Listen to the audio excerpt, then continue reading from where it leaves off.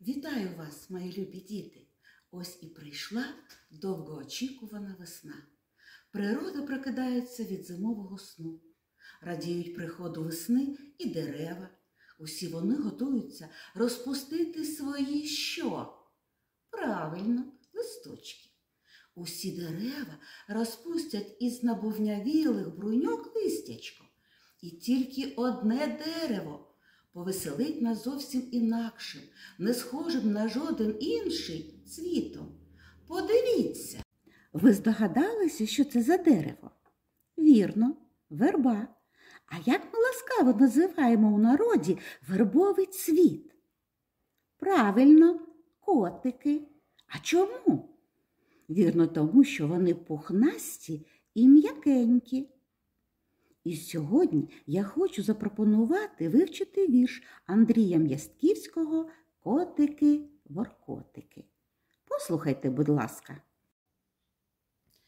Котики-воркотики сілися рядком, поїть сонце котиків теплим молоком.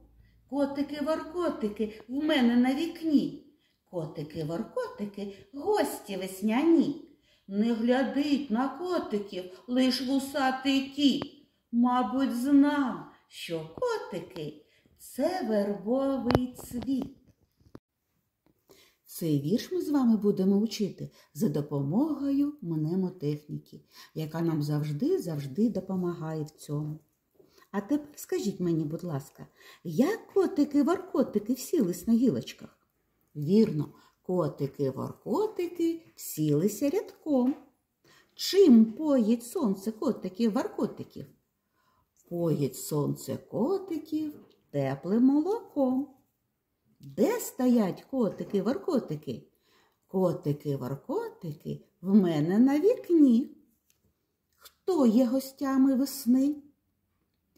Котики-воркотики гості весняні. А чому кіт не глядить на цих котиків?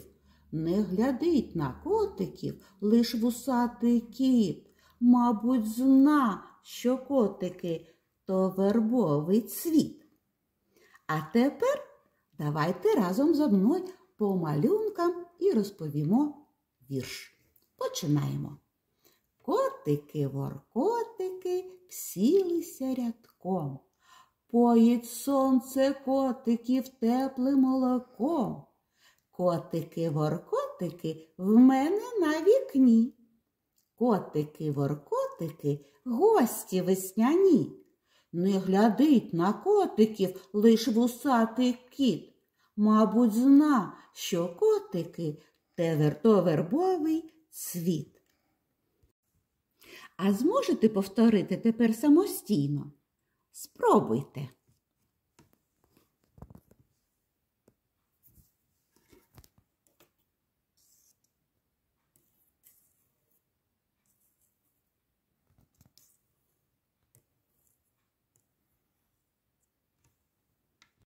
Я впевнена, що у вас все вийшло.